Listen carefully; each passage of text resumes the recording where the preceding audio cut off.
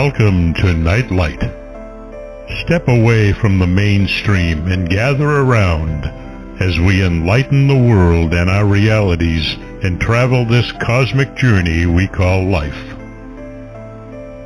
Join us as we share with you and provide that beacon that can guide us all to a better way. Explore with us as we examine a metaphysical montage of spiritual insights, covering everything from the mundane to the magical, UFOs to unicorns, and everything in between. This is a time of awakening, of sharing and evolving, of spreading our wings and soaring on the cosmic breath of creation.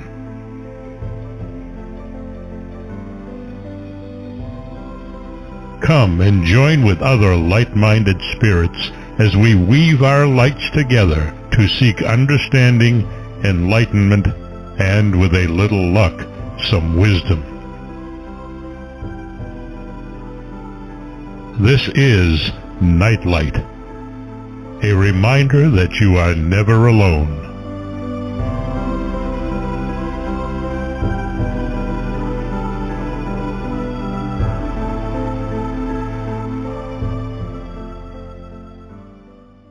Welcome to Nightlight, everybody. Thanks for joining me. I'm so glad you're here to share this wonderful show with me.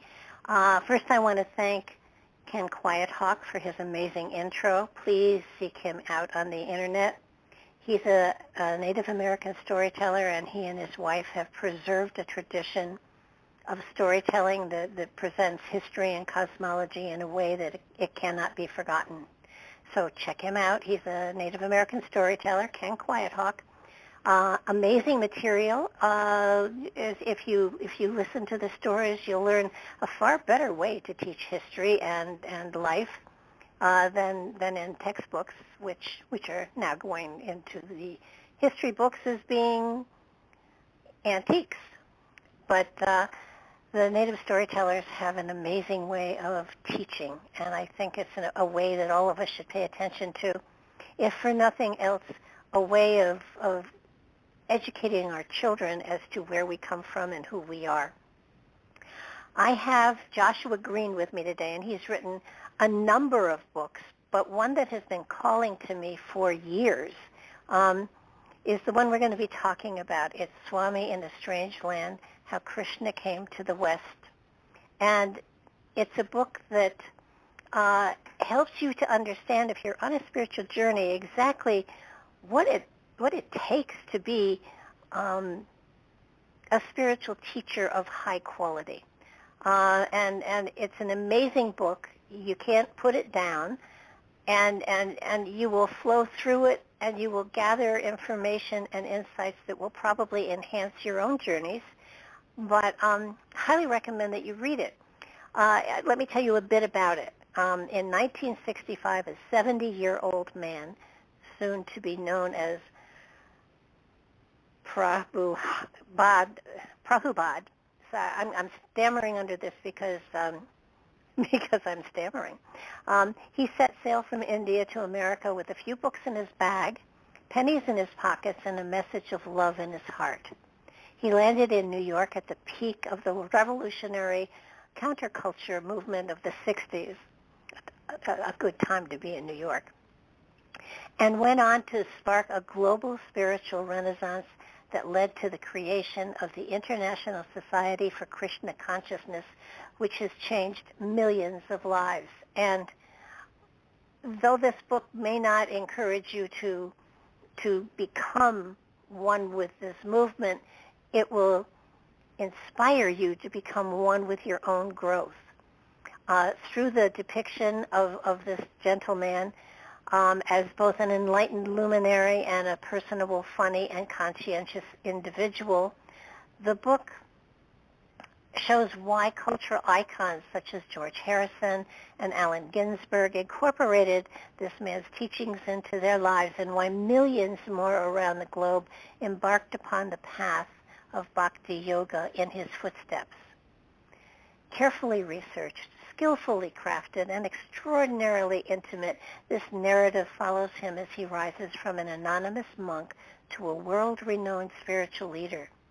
Set in locations as far-ranging as remote Himalayan caves and the gilded corridors of Paris's City Hall, it traces the rise of Eastern spirituality in the West, and in particular the rise of yoga culture and vegetarianism and the concepts of karma and reincarnation.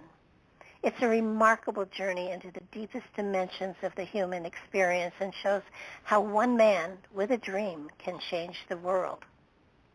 Joshua is a renowned Holocaust scholar and filmmaker. He's a popular lecturer who has spoken at the Pentagon and before Judge Advocate General's College, and his documentaries on Holocaust history have aired on PBS and Discovery. He's appeared on national media outlets from NPR's Fresh Air to Fox News, CNN, and much, much more. So we are so honored to have him with us. Welcome to the show, Joshua. Thank you, Barb. Pleasure to be here. Oh, it's just, this book, the more further I got into it, the more inspirational it became. Not necessarily that I'm going to go around singing Hare Krishna, but it's the story of so many people are searching for that master teacher to help them become enlightened, and they don't realize that the true masters are not standing on pedestals with halos. They're very common people who have made a journey that is so profound that their sheer presence radiates the kind of love for the infinite that all of us are searching for. And it was very nicely said. It's this man was ordinary like all of us, and I think that the one thing that was really most profound for me was that everybody can make a difference. Everybody can make a difference in the world if they are genuinely focused on what they're doing and have a sincere love of humanity. It's sort of like a ripple can become a swell, can become a wave, can become a tsunami if you're genuine in your message. And this man was genuine in his message. Yes. Thank you. I think lovely appreciation. What drove you to do this book and to, I know that for a while you traveled with him as his interpreter for what he was writing, I believe. Yes, that was my great privilege, was back in the 1970s, between 1970 and 1977 when he passed away.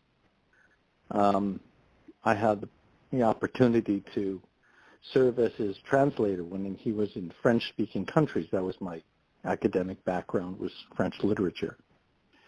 And so I got to be there when he interacted with dignitaries and scholars and heads of state and people from all walks of life. And it was a privilege to see how he conducted himself, how he was able to honor everyone regardless of their station in life. That was a big moment for me, recognizing that I have prejudices. We walk down the street. We have a hard time stopping ourselves from judging people. You're judged by external appearances. Here was someone who saw the soul in their heart and never judged by external appearances. Yeah, he was amazing, and he was amazing. I think that when people talk about Jesus and his message and his journey and his story and everything, you always see him with a halo around his head. Here is a man who was the equal. Here is a man who had a life, and yet he taught about so many different subjects that you would have thought, how many PhDs can he possibly have? But his messages were always so clear, were always so concise. And I don't think that a word ever came out of his mouth after a certain period of time that was not a teaching of some sort. That's a very good observation. What impressed me, I suppose, more than anything else, meeting him when I was still in college, was his ability to balance the high tradition. He came from the highest tradition of the Sanskrit, the Hindu culture, what we call Hindu, from a Brahminical background where he represented really what's the ripened fruit of the tree of spiritual knowledge. An understanding of the self, both in this world and in eternity, how we got here, the ways for freeing ourselves from the encumbrances and the shackles to matter, and yet also a warm human being who was there for you as a friend. So both to do those two things simultaneously, that's quite an accomplishment. Well, there was such a dedication, a commitment to this way of life that he had that was profound. It really took over everything in his life. I think, though, that when you see his beginnings and how he began to study and then to learn and to grow, and at one point, I love this part of it. His father said, "It's time you got married," and he said, "Here's your this is the woman we want to arrange the marriage with." And he said, "Well, I'm not attracted to her at all, but there's this other woman I'm really attracted to." And his father was really crafty. His father went to visit the attractive girl's family to interview her, I guess. And the thing that he asked the girl's father was, "Can she dance?"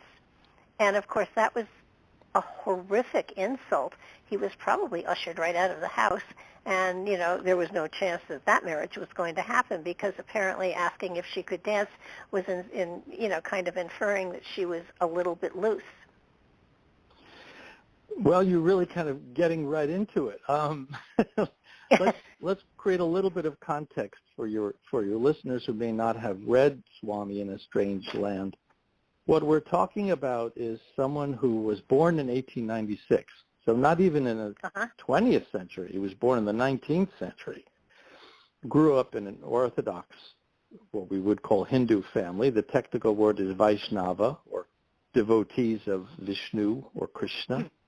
That is to say, personal divinity. And at a time when the country was run by the British, he grew up under the British colonial administration. And so there was this dichotomy starting even early in life between the haves and the have-nots. And when he met his guru, this is always, of course, this is something you talk about frequently, I think, with your guests, that there's this journey that's taking place all the time.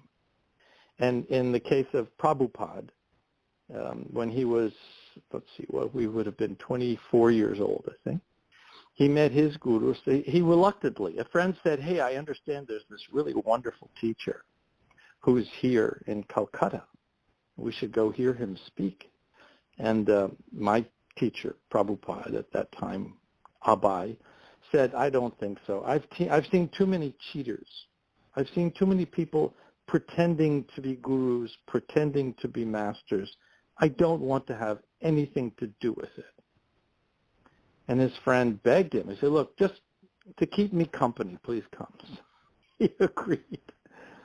And when they went to what was called the Gaudiya Mat, mat is a Sanskrit word that means like a school, the teacher, Bhakti Siddhanta, was giving a lecture.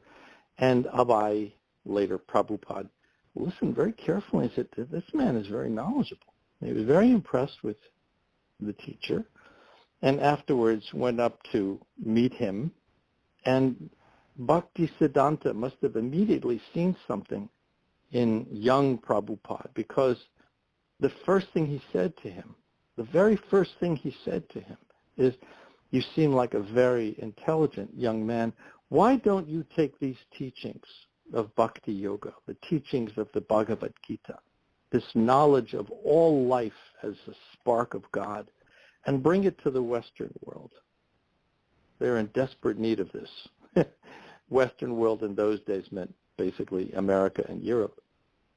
And imagine meeting someone for the first time, and what he says is, drop everything you're doing and become a global missionary for God.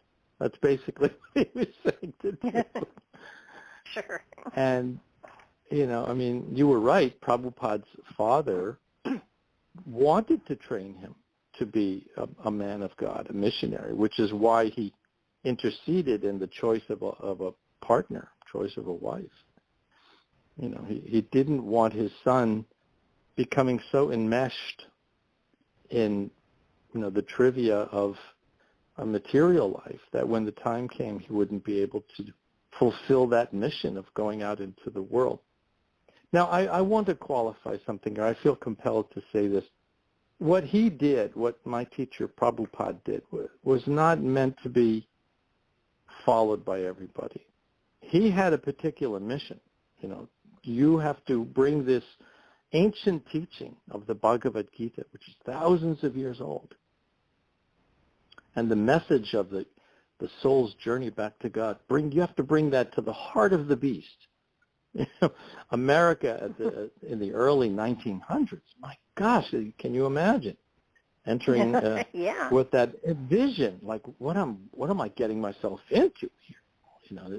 The Time magazines that were published in India showed pictures of skyscrapers under construction, and cars zooming here and there, and the diametric opposite of this holy life in the pilgrimage sites of India, where you would never see a car. It's just like you and the bird. Mm-hmm. So, and now here's this mission to go to the West. It was so daunting, Barb, that it took him till he was 69 years old. It took him 65 years. Is that 60? No, 45 years. 45 years to finally get on a cargo steamer and leave India all by himself. He had no money. You weren't allowed to take money out of India. He had 200 rupees, which basically there was no conversion of the rupees into dollars. He had zero money. He had a bag of cereal because he was vegetarian and he didn't know what he would find to eat when he got to America. And he had a box of scriptures that he had translated and with very careful savings managed to get printed in English. He arrives in New York, 1965. Oh, but wait.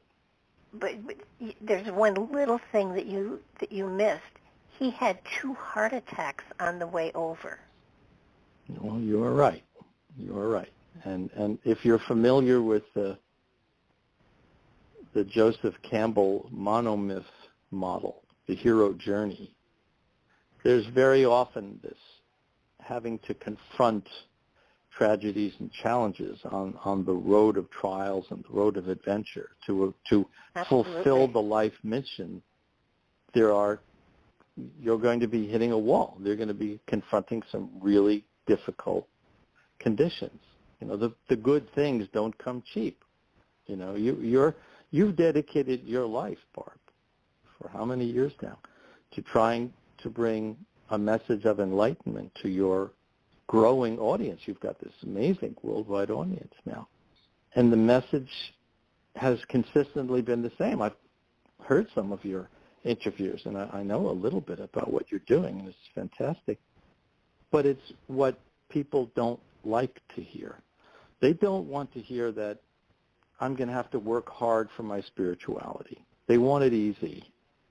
And that's understandable. Life is difficult enough, Why should I also have to work for that, But that's what happened. He did have 2 heart attacks on the Jaladuta, this cargo steamship from Calcutta to New York. He arrives in New York in September of 1965. And then he immediately goes into the coldest record in 50 years, the coldest winter, blizzards and snowstorms, with no money, no clothes. He's wearing flimsy robes and little pointy rubber shoes. He has no idea what he was getting himself into when he came here. But he didn't die. I mean, I think one of the most exciting things about somebody told me a long time ago, that I should be in this field full time, and I said, yeah, when I retire, and yada yada. And I said, when I get to where I think I have something to share, I'll look around. If there's anybody there, I'll talk to them. And this person jumped on me and said, no, you don't understand. It's your journey that is the teaching tool. And his journey was an incredible teaching tool, because every time he hit a brick wall, somebody removed a brick so that there was passage for him. He struggled and he struggled and he struggled, but his element of faith, knowing that this was his journey, that it was going to happen, that the universe would open a door for him, and it always did, and it was like magic. It's amazing. I mean, he struggled. I mean, this is not a man that had any comforts for himself. He, by the time he took on this journey, he was basically, I've forgotten the term for it, but the level of his it was to become kind of like a beggar, but a beggar who was sharing the wisdom of the universe with people. He had nothing, and he knew that he would be taken care of, and things would be opened up for him, but there was always a struggle, and he stayed true to it. I mean, I don't think this man ever lost sight of what his mission was, ever. Up to the moment of death, people were holding a microphone to his mouth so he could teach as he was dying. Yeah, that's a breathtaking moment. After having spent 12 years here, when he was 81 years old, he lay dying in Vrindavan, which is the village reputed to be the birthplace of Krishna, the divinity in human form, who came to the world 5,000 years ago and is the object of love in the devotional yoga, bhakti yoga tradition. And he traveled the world, made 6 trips, I believe, around the world, and brought that mission, that teaching of Krishna's Bhagavad Gita to dozens of countries around the world. And then finally, when the time came and he knew he was going to be leaving, he went back to Vrindavan, to be surrounded.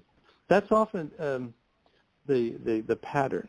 Is the world teachers, at great risk to themselves, they go out, they bring that message of light into a dark place.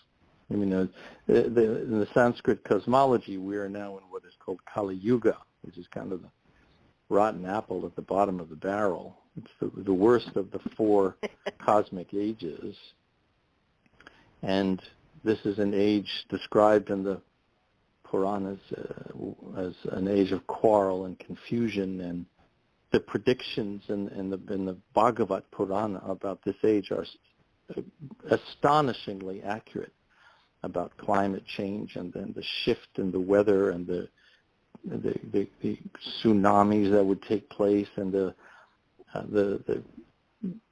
drought that would occur, and the lack of food in one place, and the undrinkable water in other places, and intelligence would diminish, and someone would be considered very wise if they make a lot of money. And I mean, it's the worst of times, but also the best of times, because there's a special dispensation in this age. Well, doesn't this age then flow into a golden age?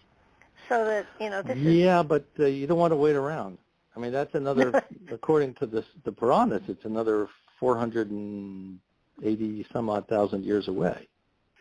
Yeah, You may not want to we stick can around. we can reincarnate to come back then too. I mean, that's one of the joys of having a spirit that is eternal. All right, only thing I haven't. All right, this is the only good. thing I this haven't. is very, very good. The only thing I haven't figured out how to do is to leave my future life stuff from this life. Kind of like, here's the bank account number. Remember this when you reincarnate because it should still be there and you can pull on it. That doesn't work. My grandmother wanted to be buried with her credit cards, and I looked at her and I said, "Are you kidding me?" And she said, "I'm taking them with me." I said, "You do that," and she did.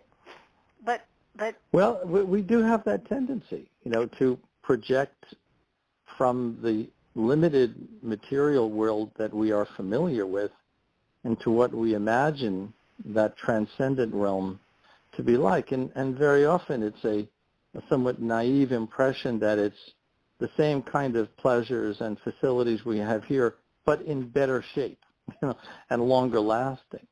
That's still within the material realm. Those are described as the upper planetary regions in the Vedic texts, the Sanskrit text. The description of... Go ahead. Yeah. Well, there's another realm described in the Gita, aparayamitastvanyam pradikte param. Param means superior. There's a superior realm. That's the realm of life. This is the world of matter, where things have a beginning and a middle and an end. The self that does not die, that self can attain back to a realm where the eternity is regained that we once came from.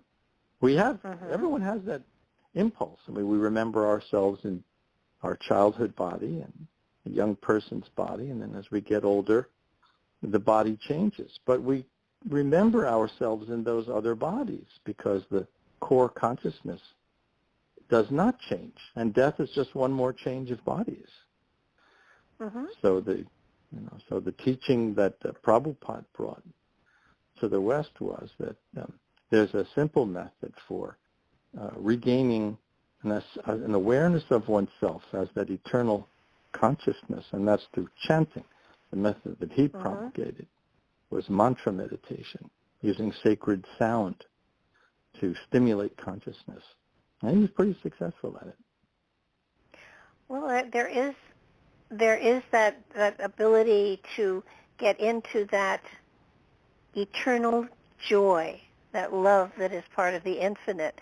And certainly the chanting is one way, the dancing another.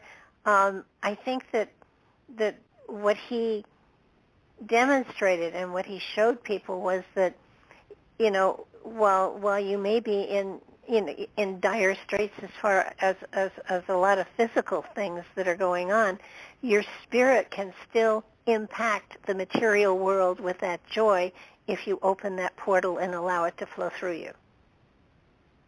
Quite right. Quite right. It is possible to do that, to become a vehicle for God in the world. It's not a cheap thing. It's nothing that can be done quickly or easily. It's a lifetime of practice and dedication. But everyone has that potential. I love that you're talking about gurus. I think that's such a misunderstood topic so often. I think some people have a cliched idea of a guru as someone who comes and just basically tells you how to live your life. And that's not where it's at. I mean, a real teacher is someone who encourages you to embrace the challenges of your life with knowledge of yourself as an eternal being so that you're better equipped to address them. So it's not a going away from things. No, gurus also give you tools that you can apply to your life, whether it's meditation, whether it's mantras, whatever. But I think that's where so many people are seeking for a way to somebody to tell them how to do something, and I'll take you by the hand and I'll lead you through this. And that's not a true, to me, that's not a true guru. It's look at how I am living my life and what I am getting out of it and the joy that I am getting. And I may not have money, but I have joy. And, I think that people need to understand that you can't buy awareness. You work for it and you achieve it through what you do within your own life. And to me, you know a true guru, you know a true teacher, you know a true master by their actions, not necessarily. Their words, of course, are wonderful too, but how are they living their life? Are they driving around in expensive cars and expensive houses, or are they giving up all of that in order to get back in touch with the source? And I think I love what he did when he started his temples in New York and then again in California. He initiated people. It didn't matter if they were Hindu. It didn't matter, they were trying. And he initiated people and he guided them. And, he was there for them to talk to, but he was always challenging. And that's what I loved about his teaching. It was a challenge. It was, are you doing this? Why are you doing this? And when people did become his followers, devotees, and he initiated them, I mean, there were strict rules. It was not an easy journey for them. And it's certainly those that were able to maintain it, the benefits, of course, were of a cosmic level, not necessarily a physical level, but my gosh, if your spirit is that vibrantly alive and active, then you've got everything. Yeah, I so appreciate your insights into Prabhupada's life and mission. He wasn't asking for anyone to convert to anything. It wasn't a salvationist agenda that you practice your meditation, you do your journey, and go back to the eternal realm and let the rest of the world be damned. No, he asked of us a very high standard of personal behavior so that we could then go back out into society and affect change there. I mean, you're right. There were strict rules for initiation. Anyone can, chant the mantra in Hare Krishna, but to be allowed access to the deeper mysteries of that requires a reform of character. I'm often asked to speak in yoga studios, and the yoga culture in America has had a rather rocky road, in large measure, I think, because so much of it focuses on the physical side. What's not emphasized enough is the behavioral side of yoga. You cannot separate your progress, whether it's a yoga path or a meditative path or other contemplative practice, without the reform of character that you referred to a moment ago. So anyone who wanted to be his student, formally an initiated student, had to agree to certain principles. They had to agree to a strictly vegetarian diet. How can you talk about accessing that love that's deep within your heart if you're also supporting a culture of violence? How do you do that? So the diet had to be vegetarian, preferably vegan, but in those days, vegetarian was sufficient. Secondly, there would be no use of drugs, nothing to impede perception. The spiritual path is one of sharpening perception, deepening perception. You can't achieve that if you're also cultivating habits that dull perception. So that was a prescription. The third of the four principles was to be faithful to one partner in life. If you're not one of that handful of rare souls who can take to the renounced path, then find one person to be your partner and be happy with that person Don't be wanton in your behavior. The fourth principle was one I didn't understand for the longest time. It's not to gamble. I figure I get the vegetarian thing, and I get the, but how did gambling get in there? And after a while, I realized that just being in this world is a gamble. Yes. There's no reason to complicate things. And money, after all, the Sanskrit name for money is Lakshmi, the goddess of fortune. You don't abuse Lakshmi. That's also an energy of God, and it should be properly used and not gambled away. So those are the four principles that had to be agreed upon before Prabhupada would award anyone initiation into Krishna Bhakti, devotional yoga.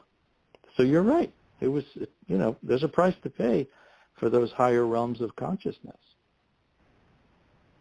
Absolutely. And I loved it. At one place, I'm not sure if it was he or his teacher, but they said, well, when you have an excess of money, what do you do with it? And I loved his answer. He said, print books. Oh, yes. You remember that now. He arrived here in 1965. There was no internet.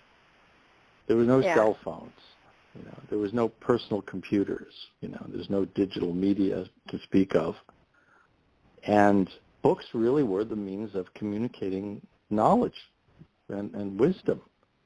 And he was very determined to see that these books, which had been languishing in India, behind the mysteries of the Sanskrit language, which is a very complicated language, should be translated and commented and made available to the masses of people. And he encouraged us. I remember I was one of his early disciples. I was initiated in, December of 1969. So I've been around for a few days.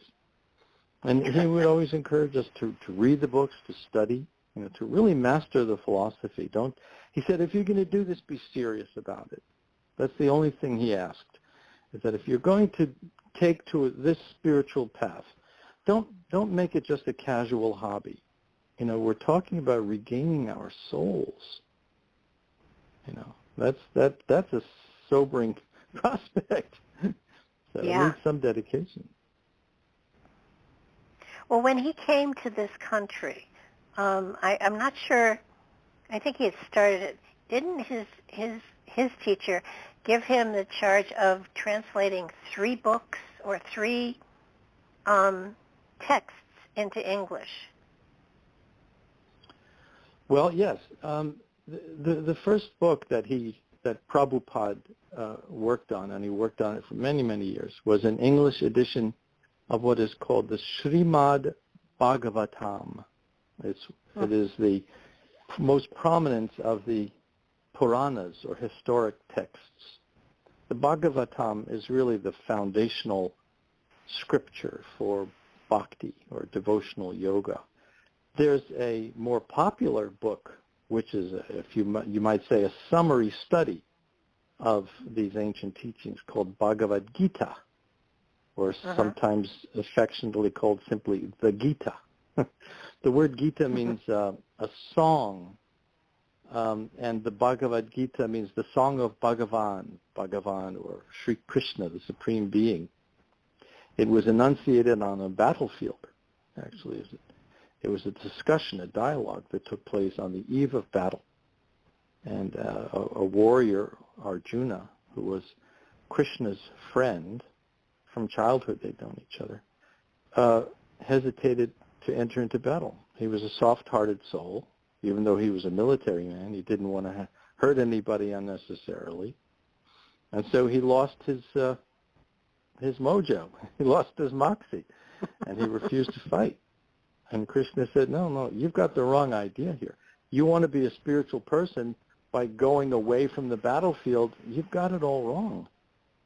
The battlefield is your meditation hut. The battlefield is the place where you will discover the inner truth of yourself. Don't run away from that. Don't run away from the very circumstance that's meant to help you progress spiritually. That's often the case, isn't it, Barb? I mean, I know I'm talking to someone who knows what this is all about. We look at the world, and sometimes it's so frightening, you just want to go bury your head somewhere. What the yoga cultures teach us is, don't do that. This is your opportunity. This is your battlefield here. Know yourself through the study, through the practice, and then go back in and do the work, do the job, change things. You can change things, but you have to change yourself first. There is a wonderful story about Gandhi, and he was at his compound later in life, and a woman brought her young son to him. They walked miles over dusty dirt roads to get to the compound. They waited quite a while before they could talk to him, and he said, how can I help you? And she said, tell him not to eat chocolate, it's going to rot his teeth. And Gandhi said to her, come back in a week. And she said, can't you tell him now? And Gandhi said, no, come back in a week. So miles and miles and miles, they went back to their hut. A week later, they did miles and miles and miles. And we're talking dusty miles and dirt roads and all sorts of primitive things. So they get to the compound. They wait, again, a long time to meet with Gandhi. And they stand before him, and she says, well, and he looks at the boy and says, don't eat chocolate. It will rot your teeth. And she said, you couldn't tell him that last week? And Gandhi said, last week I wasn't eating chocolate.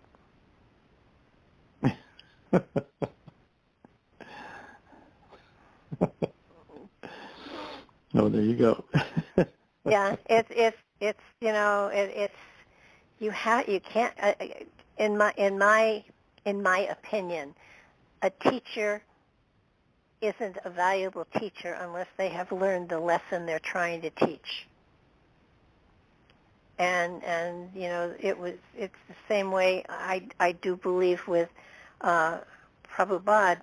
He spoke from experience and wisdom, and he added his wisdom to an ancient wisdom and provided a way of life for people that is if they chose it, it was a way for them to find nirvana within them. And that's very nicely said. I mean, you look at the faces of people, and there's such joy there, and everybody says, "Oh, they're all high on something." Yeah, they're high on wisdom and light. Absolutely, higher than a kite. When I get done with doing these shows, I'm higher than a kite, and not because I've taken anything or ingested anything. It's just you get into this kind of energy, and it takes you to a whole other place. You're excited about everything. And it takes a while to kind of come back down to normalcy, or what one would call normalcy. I think that one of my favorite, there were a lot of favorite parts in this book. Clearly, I loved it. At some point, I think it was in France, he was talking to or having a dialogue with, it was either a priest or a minister, I don't know which, and he said they were talking about killing and not killing, and Prabhupada said that the minister asked about the vegetarianism and not eating an animal, and then he came back with, well, Jesus said, "Thou shalt not kill." It meant animals as well, and they went back and forth with this, and it was a fascinating dialogue, and it ended that fast. Was with a gentleman from the French church named Cardinal Danielou. Interesting man. I was there for that conversation, which took place, I think, in 1973 or possibly 74. Danielou had a brother, Alain Danielou, who was a very well-known Sanskritist, one of the first Europeans to be initiated by a guru in India and study and teach Vedanta. It's an amazing family, isn't it? One is a church cardinal, and the other is a Sanskrit Vedantic practitioner. And Danielou was part of a very forward-thinking movement that included Hans Kung and some other reformists within the church who were looking to make the Christian religion more relevant in the world. The difficulty that he had in his conversation with Prabhupada, who was all about that. I mean, his whole mission was about making ancient teachings relevant in the world today. The friction came in the definition of what is consciousness, what is the self.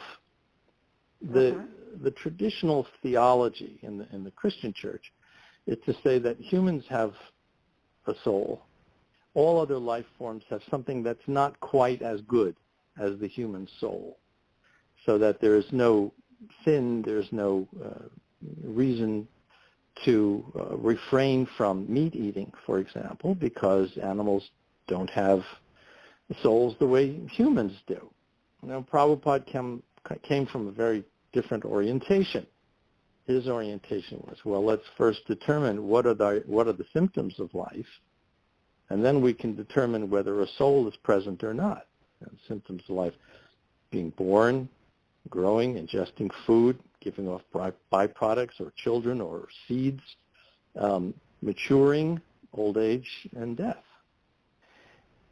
If those symptoms of life are present in a cow, in a goat, in whatever animal, even in a fish, then do we not have to at least consider that there is that same spark of consciousness present in that other than human form? So that was a bit of a point of contention there. And Danielou, who had this very Hollywood sort of French accent, is saying, I don't understand you Hindus. You would rather see your children starve than to kill the sacred cow. I don't understand you Hindus. And Prabhupada was adamant about this, to understand that no. Let's first define what is life. What is the soul? One thing I learned as his student: you cannot generalize about spirituality. You have to particularize. You cannot make a one-size-fits-all prescription for people's spiritual progress. Everyone's coming from a very, very particular, unique place. And they deserve to be addressed where they are, not where they should be when they come up to our standard. And that's the beauty of the great teachers, is that they don't judge anyone. They go down to where they are and they listen. What do you need? How can I be of service to you? And there were times when people didn't want the highest knowledge. They just wanted something else. And Prabhupada tried to accommodate them. Can I offer you one quick story? Sure. He was visited by some members of a church group in Paris. I won't mention which one. And they came to him and said, Swami, we are here because we want to know what are the highest secrets that you know from your Krishna tradition. What are the highest secrets? What is the greatest wisdom?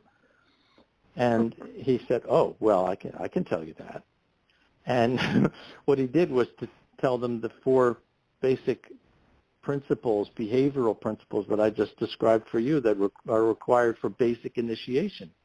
He said the highest teachings. Okay, so no meat eating, no sexual relations outside of your partnership, no gambling, and no drugs. And they said, well, wait a minute, that's external. That's not the highest teaching. That's kind of, in the worldly level. We want the highest teaching. Oh, the highest teachings. Okay, here they are. So no meat eating, no relations outside of your partnership, no gambling, and no drugs. And they said, well, this doesn't mean anything. This is all on the body level. We eat meat. What's the difference? And Prabhupada looked at them. He was quiet for a moment. He said, you're Christians, is that correct? They said, yes. He said, do you believe that Christ died for your sins? Yes.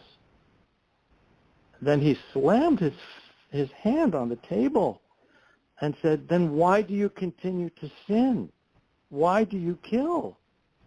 And he started to cry, Barb. And I'm looking at this and saying, my God, what's going on here? And it took me a while. I finally realized this was someone who knew what it meant to give your life for God. He knew from his own experience. And here were these people taking the injunction to honor all life as a spark of God lightly. You know, the kind of window shopping version of spirituality. Well, I like this, but I don't like that. And Prabhupada's point was, no, you've got to give yourself an education. What do we mean when we talk about God? What do we mean when we talk about the soul? These aren't just some generic Hallmark cards. You know, there's the description. You go into the ancient texts, you know, the revealed text.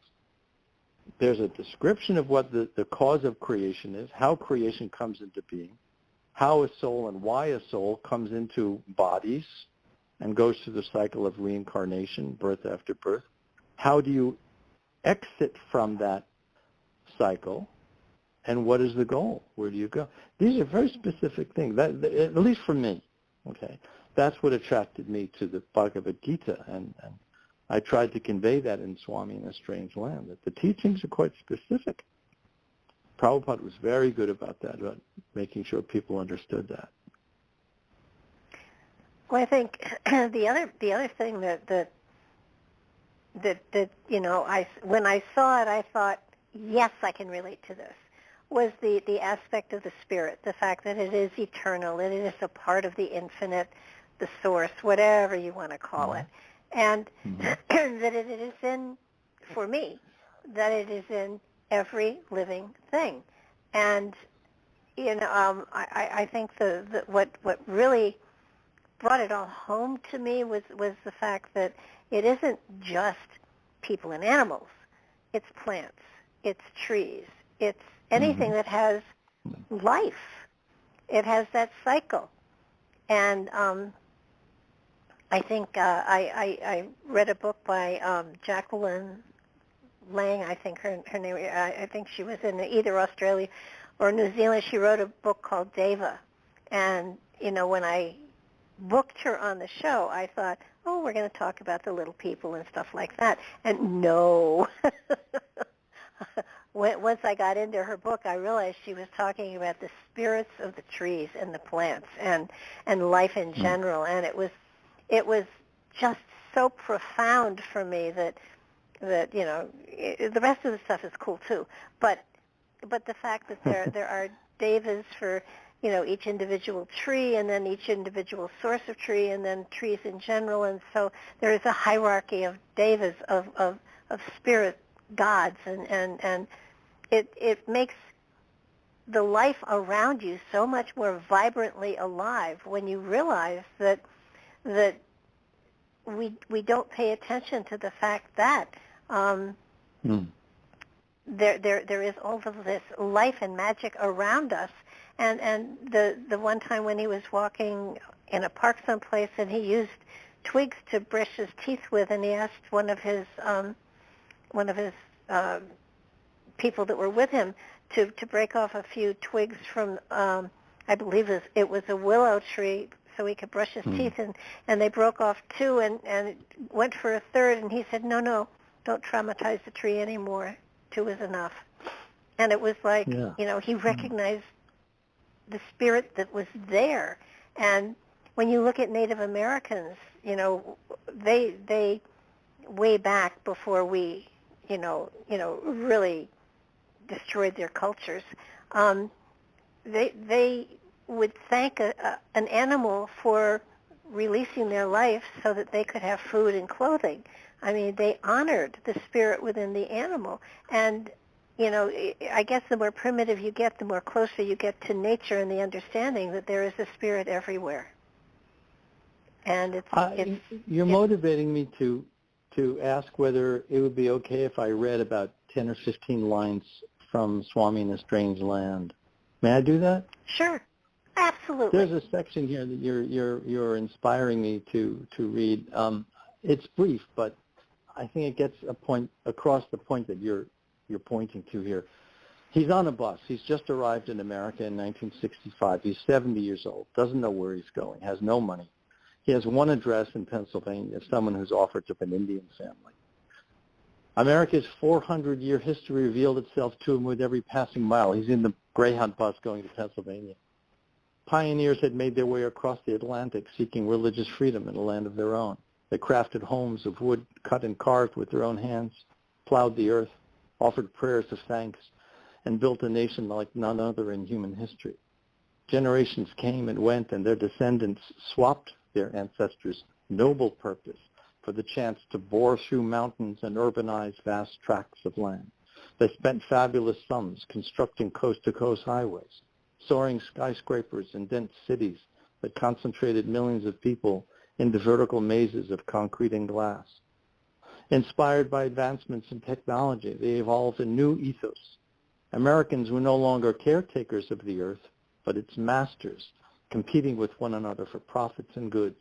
They turned their backs on covenants with the natural world, gouged the ground for oil, pillaged forests, built slaughterhouses, churned out weapons, conquered foreign lands, and made of the world one huge market. Money was their god, the same one India now worshipped. The Swami looked out at the vista of this strange land whizzing past his window and knew there would be a reckoning. Once the Americans exhausted their fantasies about finding contentment in material things, they would emerge from their offices and clubs and shopping malls and restaurants and wonder what went wrong. When the veil of illusion fell away, when the reality of old age and disease and the sad brevity of a lifetime at last penetrated, the meagerness of their lives would become clear. And that would be the moment for bhakti, Krishna Consciousness, the lifeline that could save them from drowning in an ocean of repeated births and deaths. He had come for this purpose, to make the message available. Wake up, the Vedas declared. Don't remain in darkness. Come up to the light. That's an image that I think about often when he came here. Really, the title says it, Swami in a Strange Land. He didn't know what he was getting himself into. You know, the standards here were so far beneath the Brahminical culture that he had been brought up in. And here he is seeing all of this around him and realizing these people need this.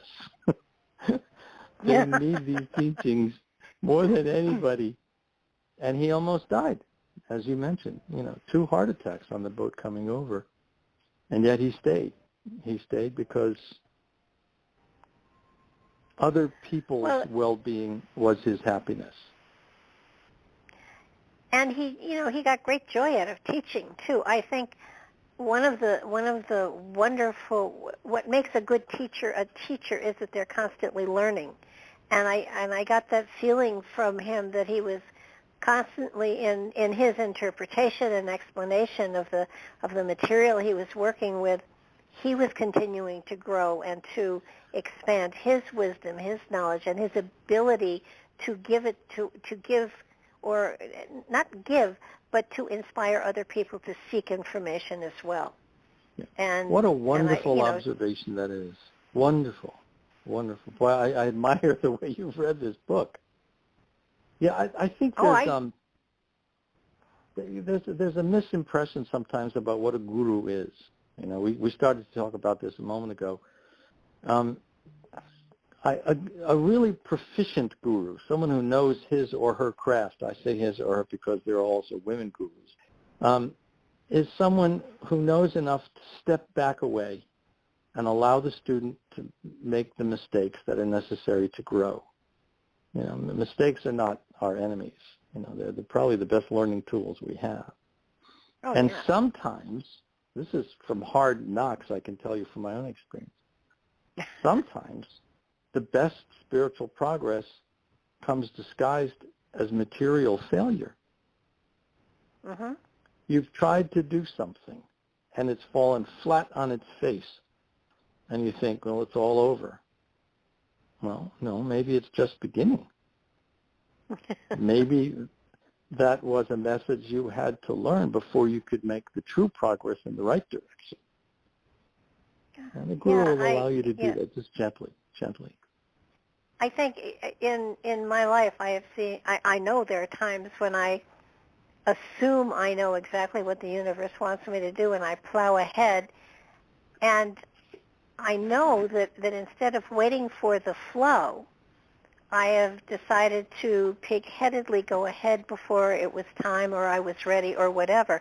And, I mean, I know when I hit the brick wall, it's like, oh, damn, I have done it again. And I think when you have that awareness, when you understand that I was pushing for something I wasn't ready for, and it was a matter of waiting for it to open to me instead of me trying to bang down the door. Even though I understand that philosophy, I still hit the brick wall. But that's part of, it's like, oh, damn, it's another one of those 2x4 moments. All right, and then you back up. And I think that instead of getting depressed and upset, I laugh at myself because, all right, so you jumped the gun. Let's just back up and, take That's a good attitude. At everything. Good attitude. Barb, that was, can we break for a moment? I'd like to get a glass of water, if I may. Absolutely. Go for water, and, when you come back, I'll talk because I can talk about this material forever. Yeah. All right. Just let me know when you're back. Okay. You. I think that, this book was such an inspiration for me because not that I'm going to, as I said, start chanting and stuff like that because that's not in my in my method of stuff this lifetime, but it opened me up to remembering a lot of the inspirational things that over time I have kind of set aside. It opened me up to, again, the fact that we come from a single source and we have within us that spark of the infinite, of spiritual mastery, if there is. I don't think there's such a thing as spiritual mastery. I'm going to take that back because I think spiritual is something that is constantly growing, and that if you reach mastery, it means you know everything, and we never do. So, but it sent me more into a searching for, the meaning of life and the understanding of the beauty that we have around us, instead of striving for pulling something else into our life, instead of striving for something that we want to attain, appreciating where we are and the magic that is around us makes life all the more rich.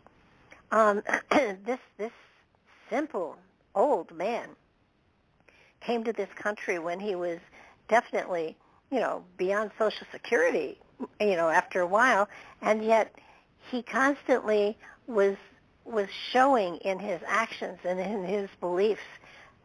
He had a magnetism inside of him because of his own belief system, because of the way he lived his life. And so people were attracted to him. And what I love about it is the fact that he let people come to him. He didn't go out and advertise and say, master class in whatever, ascension and transmutation or anything like that.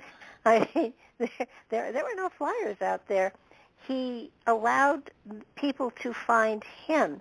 And actually there was one time when they, in I think it was New York, they literally went out and pulled drunks and drug addicts into their meetings, and there was magic that happened within those people. It changed their lives. Just his presence changed people's lives, and I think that is just such an exciting thing to have been a part of. It must have been almost a heady experience, like being on drugs. It was a magical time, that's for certain. Anyone who's old enough to remember the 60s will remember a time when, wearing outrageous clothes and doing strange things with your hair and wearing beads and chanting and dancing really wasn't that far off from moving into a temple. So the transition was a little bit easier back then. But in the intervening years, it bears mentioning, there's been a maturing of the community, just as the yoga community has generally also matured. So the practitioners of devotional yoga, they're my age, the first generation. I'm in my 70s. We were young things when we first started chanting, and my background, I'm a professor of Holocaust studies. Some of my colleagues who are also meditators in the Krishna tradition are scientists, and others have tech companies, or they're artists, and it's a different world today. It's a half century later, and the social conditions have evolved. The teachings remain the same. The teachings are eternal. Their application is what has evolved. Climate change wasn't an issue 50 years ago. The global conflicts that we're seeing, there was no pandemic 50 years ago. The things that challenge us today, materially, the circumstances are different. The application of the eternal teachings, if you will, eternal solutions to provisional problems, that's the work of the journeyer today. That's the spiritual journey today, is to get involved in the world around you, equipped with knowledge for getting at long-lasting solutions, not just patchwork solutions. I'll give you a very practical example. There was a man who came to see Prabhupada in Europe who was from the World Labor Organization, Geneva. This was in Geneva, which is UN headquarters.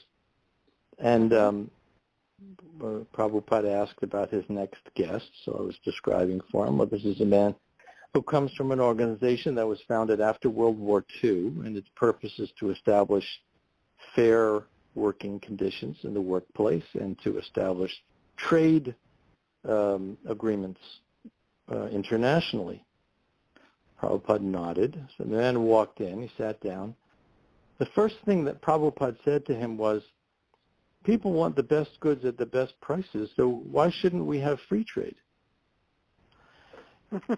Barb, I'm sitting there slapping my head saying, what is going on here? Here is this grand master teacher of the Bhagavad Gita, the deep secrets of the soul and the soul's union with God and love and devotion. And he's talking shop with this guy from a labor organization about trade agreements. And afterwards, I had a chance to talk with Prabhupada. His point was, well, if you look at it superficially, it seems like a material thing. But go deeper. We're all children of God. We all share God's property equally. There should be some respect for that. There should be some acknowledgement of the fact that we're not meant to compete for food. We're not meant to compete for life's bare necessities. If we're a family, why do I love you? Not because it's a good idea, but because we're a spiritual family. We should be looking out for each other. That, the moments like that with Prabhupada marked me for life. And I tried to put as many into the writing of Swami in a Strange Land as I could. Well, I would say that in your book you make him so real that it's easy to relate to him as a human being and as a teacher, and he comes alive in your book, I guess is the best way to put it. Well, thank you. That's come from you. That's a high compliment. I thank you for that. No, he had his own personal life. He was married. He had a number of children, and just one of them seemed to be close to his father, understand his father. The others didn't understand his message or his teachings, and it's hard when you are in a position that he's in, when there is a mission that you have been given, that you have dedicated your life to, that there are places in your life where you don't have a normal life, but you have the life that you were meant to have. That's the side of great gurus that doesn't usually get discussed. How so many of them were married and had families, and their kids talk to them like kids talk to their dad. Get out of the way! I'm watching television. You're standing in the way. Yeah. He had a life, and not all children, not all offspring of spiritually advanced people, follow in their parents' footsteps. You know, each of us is on our own particular journey. And even if you're the child of greatness, it doesn't guarantee your greatness. No, and if I'm the too, son of a dentist, doesn't mean I know how to fill your cavities. No, but his wife also didn't sign on for being the wife of, the person that he became. I mean, I feel sorry for her. I really do. I mean, I'm sure she was a good wife. You know, when this book was being discussed among the editors at Simon & Schuster, it was the one point that was brought out most often. How could he do that? How could he leave his family? And it's an important point to understand that he wasn't trying to set an example that, if you want to be spiritual, you should give up, your responsibilities, turn your back on the people who love you. That's not spiritual. That's stupid. That's insensitive. He had a choice to make. He was getting on in years, and his teacher had given him this mission. And the more Kali Yuga, the more the Dark Age progressed around him, the more he realized this message is more and more essential. It has to be told. Someone's got to do this. And it wasn't easy for him to do it. He wasn't an insensitive person, just leaving his family behind to go on a world mission. It was painful. It was a painful thing for him. He not only left his family behind, but I think even more importantly, he left his those that he had studied with, and those that were in the same type of a mission that he was in. There was emotional support from those other God brothers, did he call them? Yes, that's correct. They were sincere people too, but they didn't have the stamina, commission. I guess we might say. Yeah, to go abroad the way he did. He asked them to come with him many times. He asked his spiritual family, other students of Bhakti Siddhanta, please come with me. Come, join me here in New York. Let's do this together. So he was willing to share the responsibility and the position of being the teacher. They didn't care to do that. They stayed in India, and it's not to put them down. It's not to say that he was good and they were bad or anything like that. They had temples to manage. They had students of their own in India. It doesn't mean that that somehow they're inferior. Each of us, let me tell you a quick story. I had the pleasure of working with the UN on a world summit of religious and spiritual leaders back in 2000, and I had the great honor of interviewing any of the preeminent delegates to this event that I wanted to, and there were 1,500 religious and spiritual leaders from all over the world. One of the most interesting people I interviewed was not a religious leader, but a very, very intelligent man named Stephen Rockefeller from the Rockefeller family, who at one time in his life was going to be a priest. And then he discovered Buddhism. And when I spoke with him, he was a practicing Buddhist. And I can be a little, brazen in my questions in interview environments. So I said, hey, Stephen, what's it like being a Rockefeller? And the cameras are rolling, And he took it seriously. He said, well, some of us are called upon to play out our parts on a grand stage, on a world stage. Others among us on a more modest stage. And then he said something I never forgot. He said, who's to say which is more important? Our job is to take advantage of the opportunities that are given to us and to make the most of them. And if you think about that, sure, there are some great names we know, the Prabhupads and the Gandhis and the Mother Teresas and so on. What about the millions of other great souls who have contributed to the forward march of humanity, whose names we'll never know because they operated in obscurity? Most teachers don't achieve world renown. But to me, that's where the real masters are, the ones that that are doing their work so subtly that people don't realize they're being taught. Yeah, very good.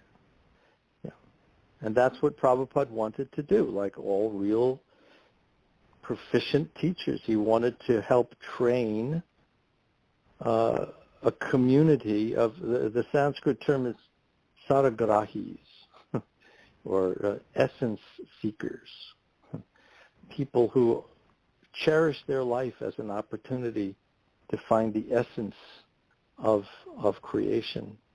You know, that great top of the mountain where we'll know ultimate peace. And in the bhakti texts, that ultimate goal has a name, Krishna, which means, it's a Sanskrit word that means the all-attractive. It's not a sectarian term. Prabhupada didn't come to make people Hindus. He wanted people to know that you have a part of you that does not die. Your body dies, you do not die. And that part of you has a relationship with the universe and with the source of the universe, and through that relationship with every living thing. And if you come to know that, what a beautiful thing life becomes. Absolutely. Whatever the external circumstances may be. Yeah.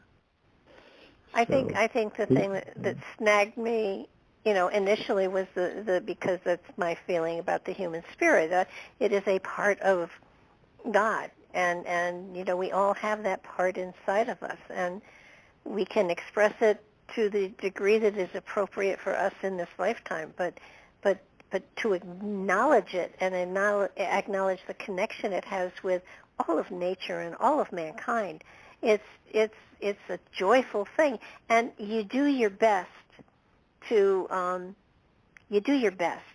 There's a wonderful analogy about the barnyard, and at one point the roosters were walking around, and they noticed that there was a little chick laying on its back with its feet in the air, and they looked at it, and it said, "What do you do? Are you sick?" The chick said, "No." "Are you crazy?" The chick said, "No." "Do you need help?" The chick said, "No." And they said, "Why are you laying there on your back with your feet in the air?" And the chick said, "I've heard it said that the sky is falling. I'm going to catch it." And the rooster said, "You're going to catch the whole sky?" And the chick said, "I'll do what I can."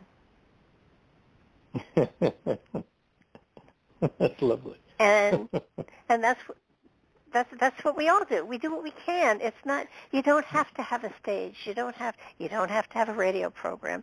In order to do your best, you do your best with what you've got.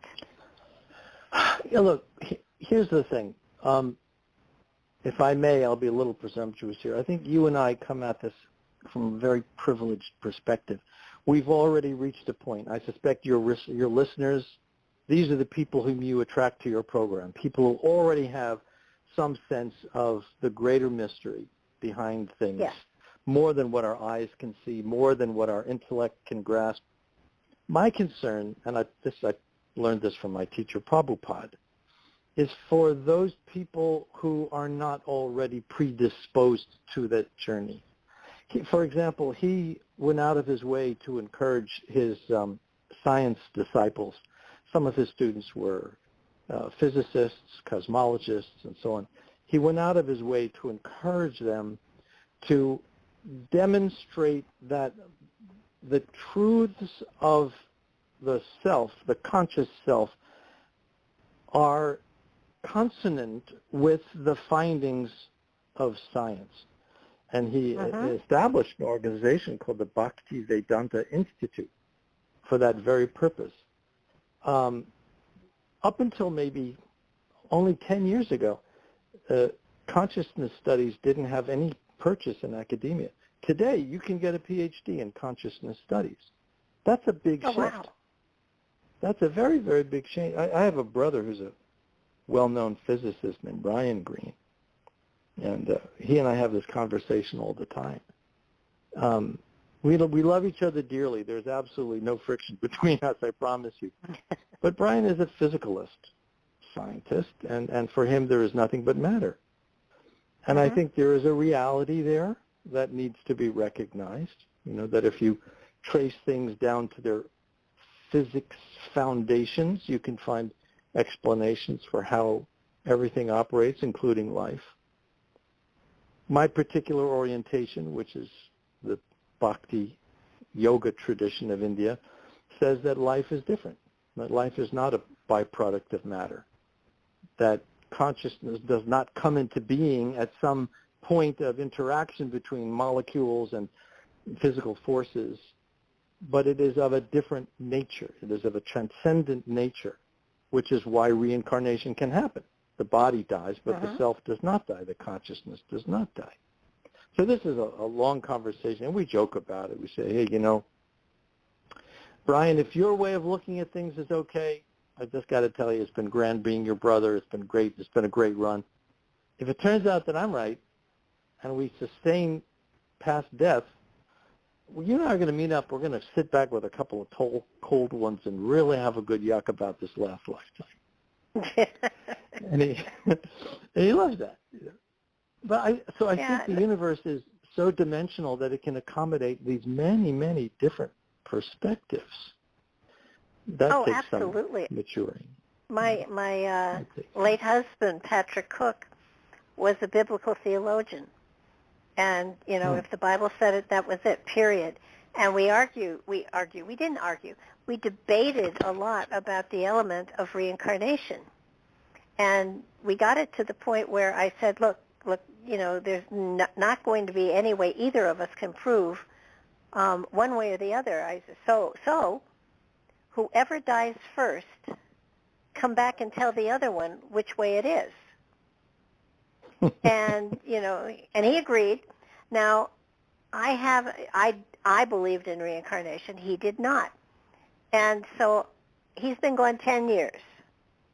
I assume I'm right because I haven't heard from him, because he would never come back and admit he was wrong. That's funny. Okay, you get extra points. Good one.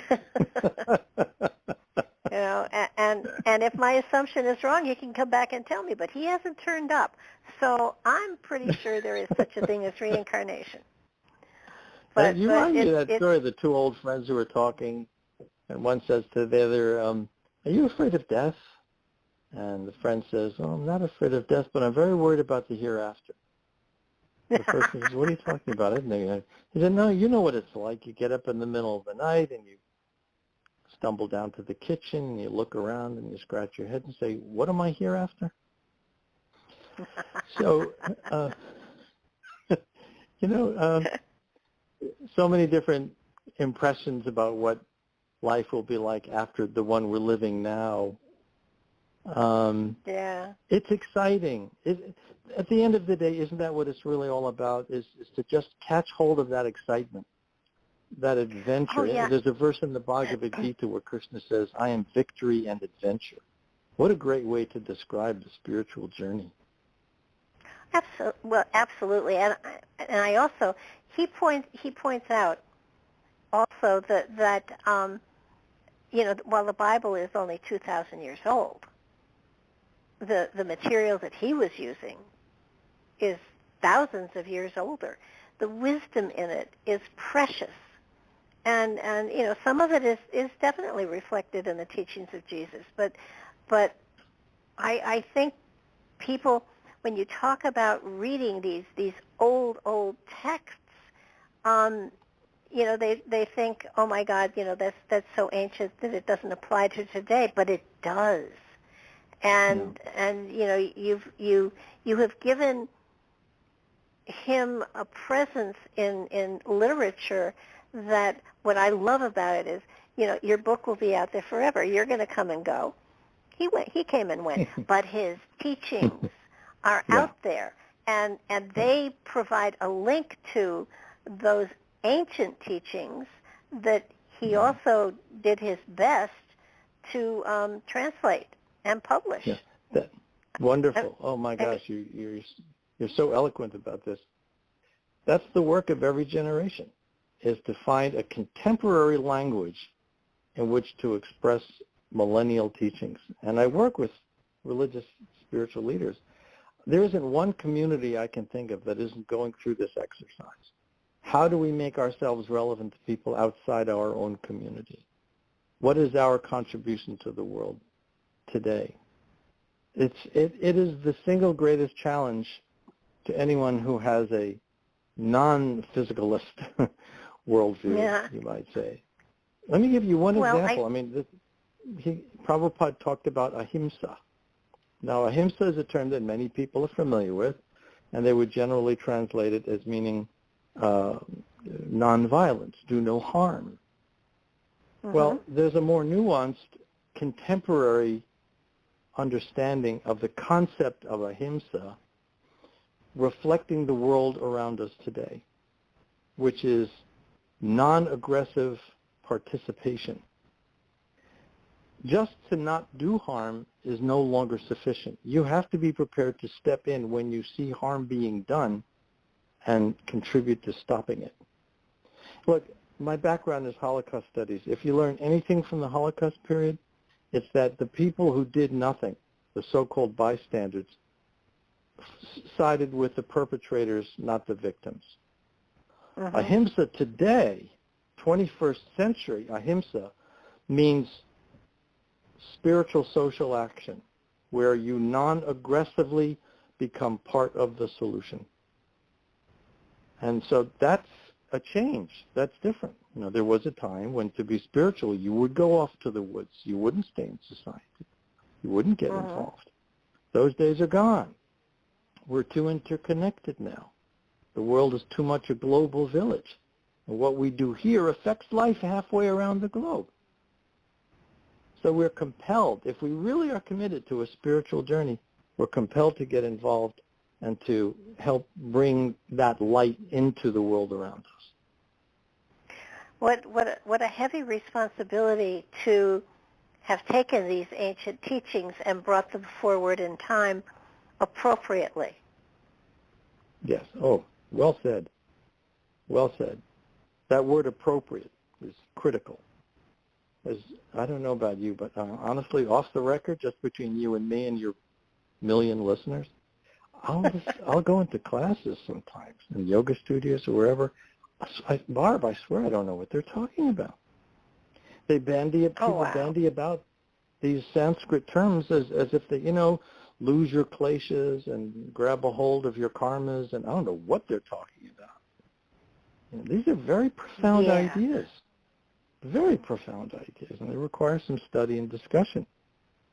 So those listeners to this show, if you really want to get serious about making some spiritual progress, find a sangha. Find a spiritual group that you can be a part of where these things can be discussed.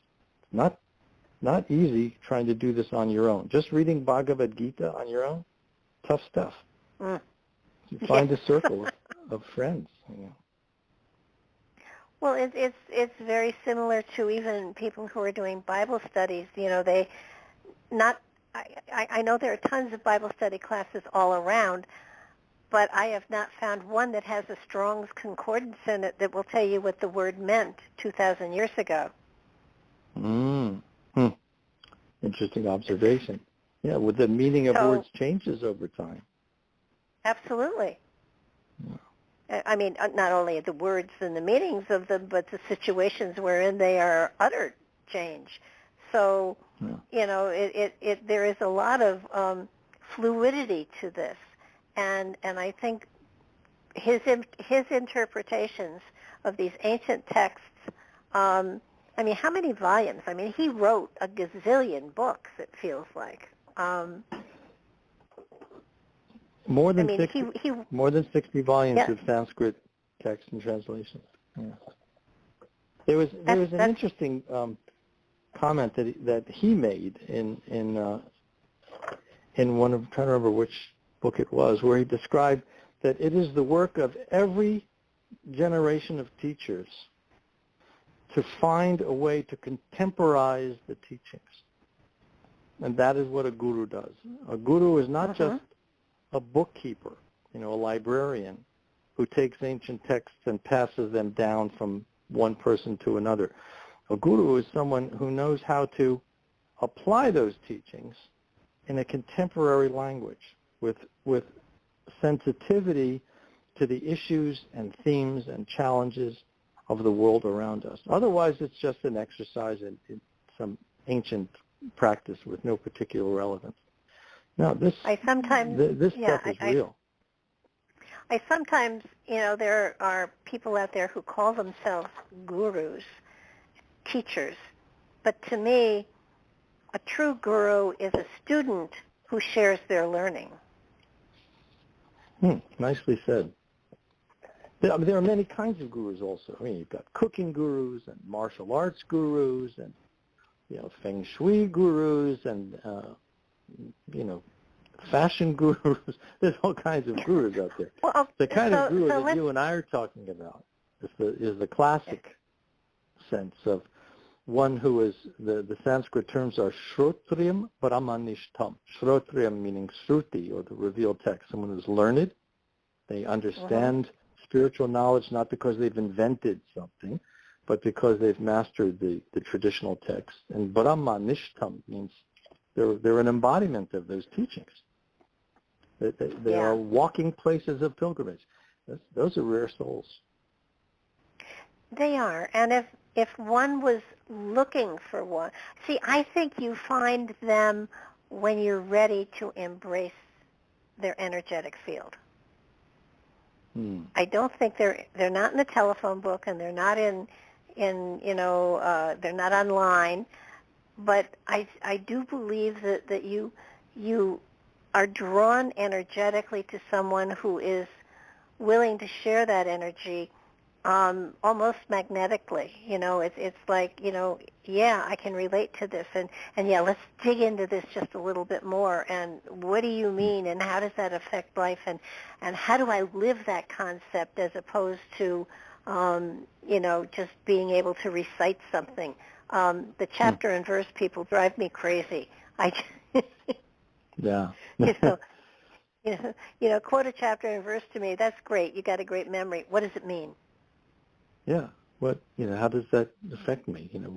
How is my life different as a result of that? One of Prabhupada's students formed a college at Oxford University in England called the Oxford Center for Hindu Studies. And there's some extraordinarily brilliant, I'll use that word, brilliant scholars who have come out of this Oxford college. And in recent discussion, some of these people are my friends or colleagues, and in a recent discussion we were talking about gurus and how the notion of guru is evolving even as we speak. There was the high tradition of, the guru who sat on a throne, and the acolytes, prostrated themselves before the guru, and that's still there in many circles. There's another ethos that's emerged recently, I think as a result of things that are happening in the world, even within the past 2 or 3 decades, where the guru is more like a team leader. And the interaction among students and teacher is a more fluid affair. It's more about cooperating together as a team. And where the guru guides things, but is part of a dialogue. That's relatively new. That evolution in the role of guru and the guru-disciple relationship has come about because of pressures that are compelling us to reach a different kind of organization in spiritual matters. I find it very exciting because it means that the door is open to, people other than, old white guys with long beards. Anyone can come in and be part of that conversation now, and the more the merrier. Diversity is as valuable a resource on a spiritual journey as it is in a corporation. That's new, and it's wonderful to see it happen. I think you can also tell where people are by how they ask their questions. And, there are some teachers that won't give you the information until you know how to ask the question appropriately, which is really cool. Yeah, asking a good question, that's an art. That's a real... It's just embarrassing, when I'm teaching at a university and the hand goes up, and I think I'm being so eloquent about, yad yada taratis restas, giving the grand teachings of the Gita, and the hand goes up and the young man in the back says, Professor Greene, is this going to be on the final? You want to go, really? I feel like a failure. Here I was waxing poetic, and you want to know about a test? We are talking about the mysteries of the universe. Isn't life the test, though? I mean, to me, education in schools just doesn't work anymore. And it used to be. Similar. No, it isn't.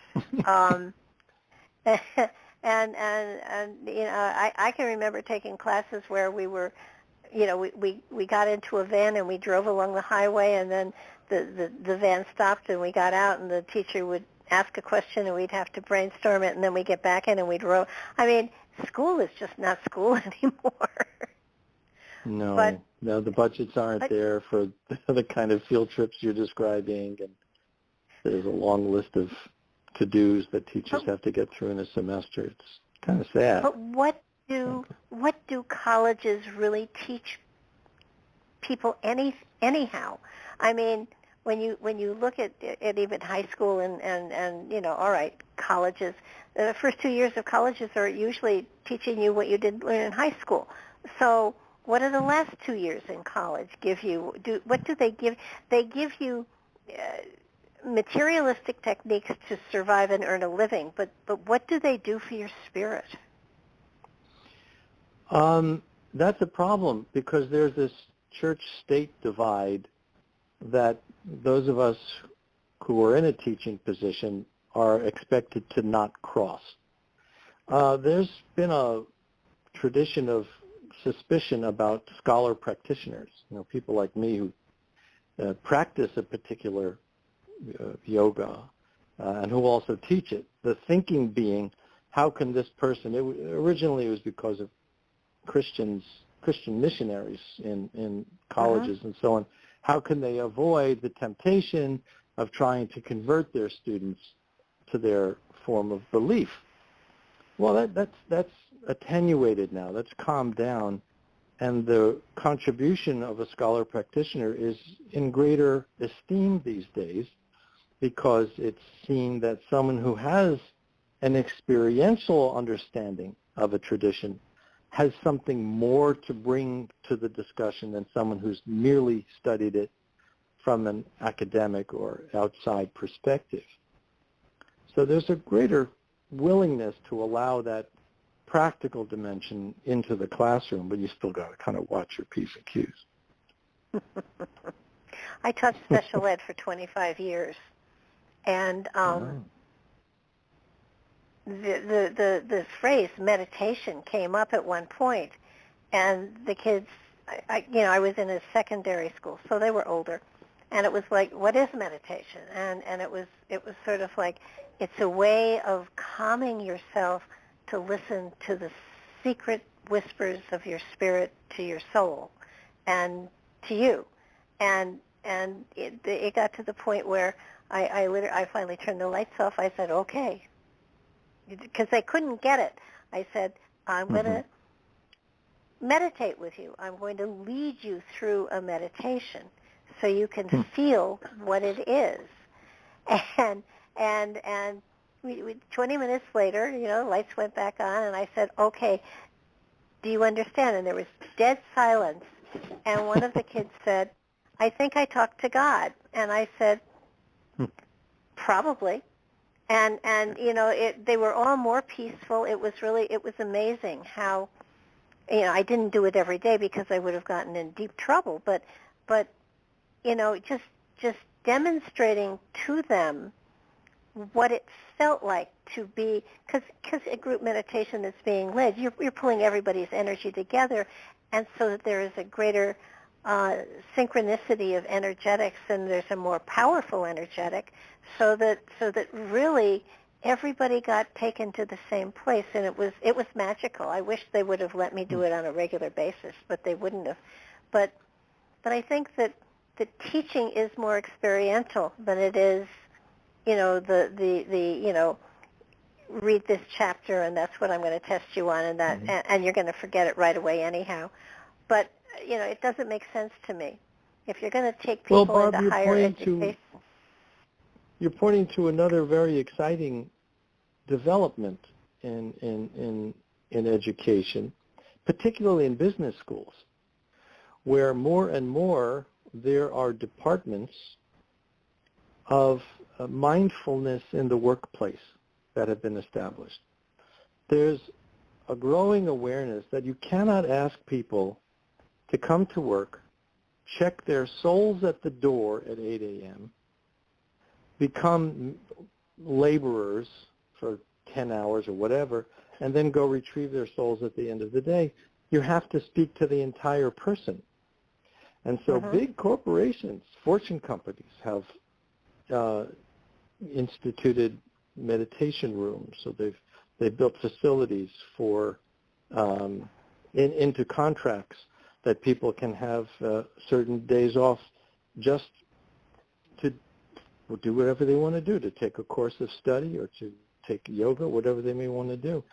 It's seen more and more now as important to address the whole person, and in schools, the whole student. In other words, don't teach to the exam, which is unfortunately the burden that many teachers have. Teach the student to think critically, as they call it, critical thinking. And in the workplace, diversify experience, because very often a solution to a problem comes from a very unexpected place, not from the obvious places. Oh, yeah. So it's coming along. It's coming along.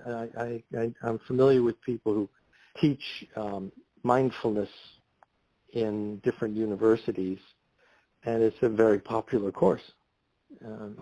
So it's coming. This confluence of the real life challenges of taking care of your family, paying your bills, getting through school, navigating the workplace.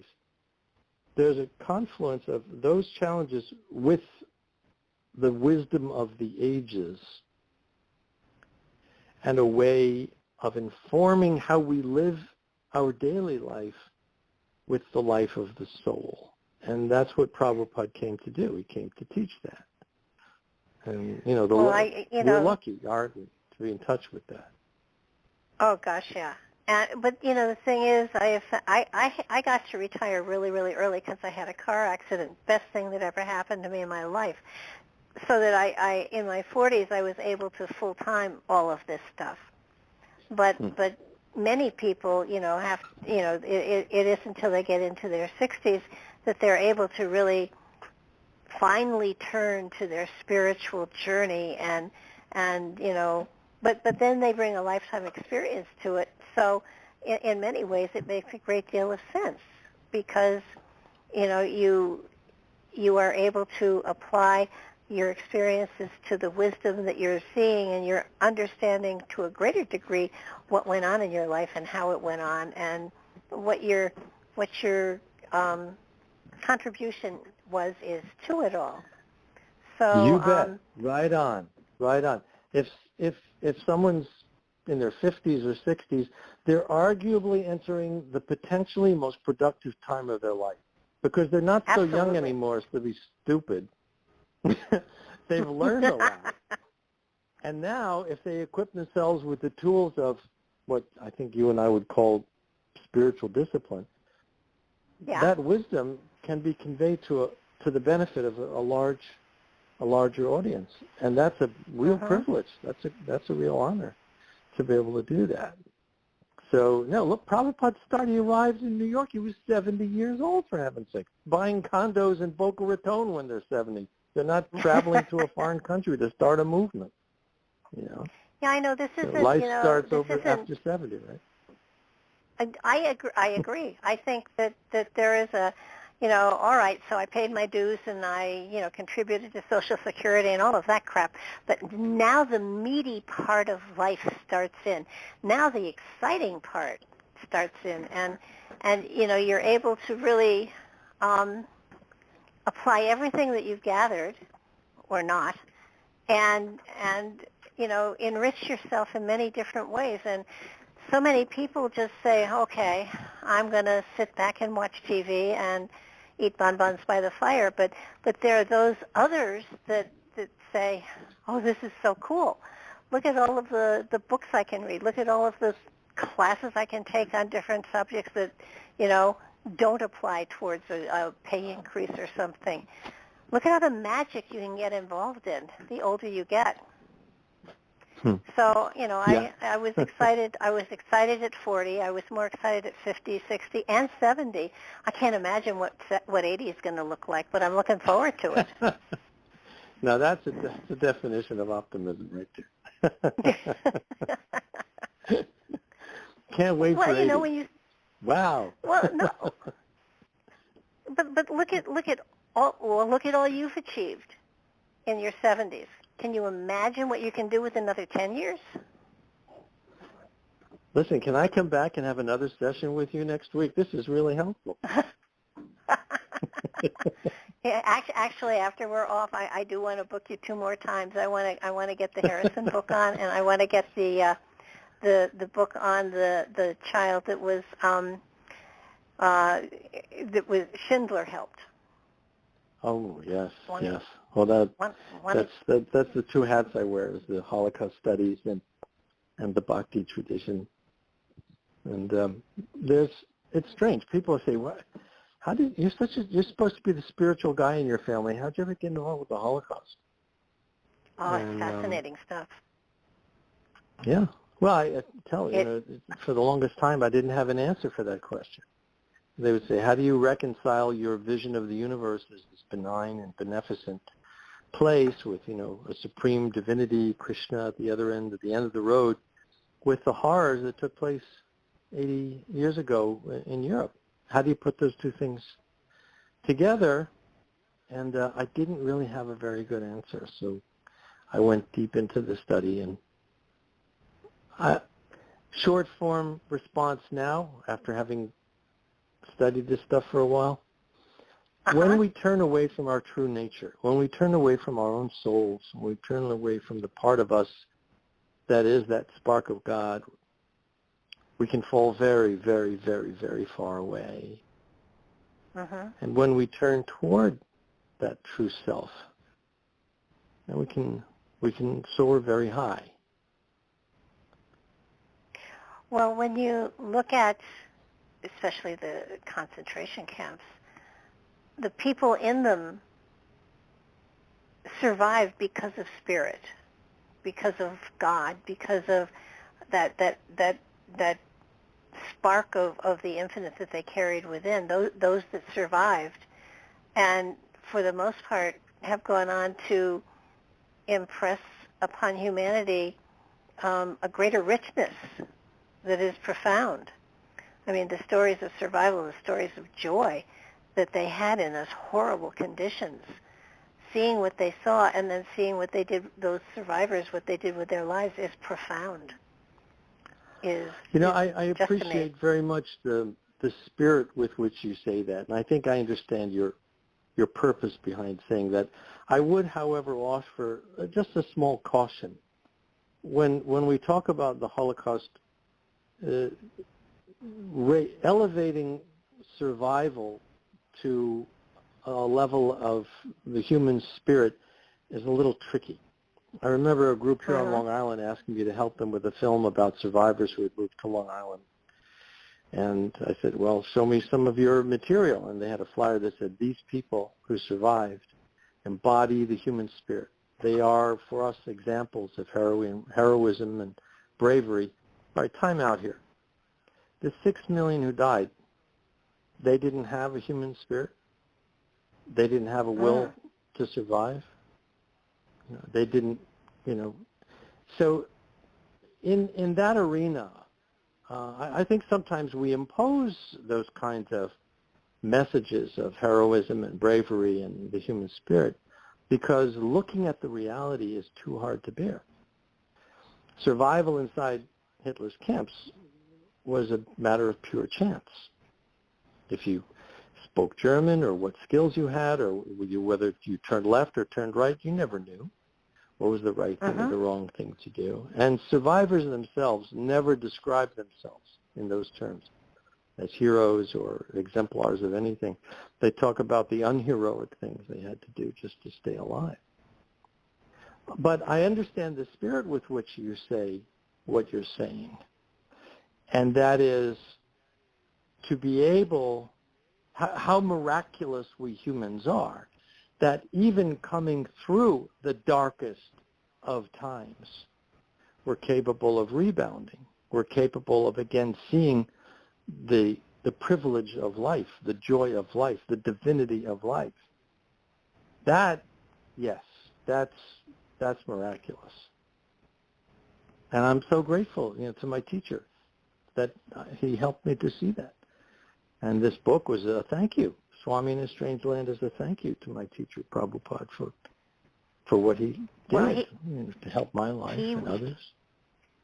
He was amazing, and he kept talking about starting temples in different places, and people went out and did them. And I think one of the things I loved about him at one point was he was worried about those who were starting temples in California, that they might be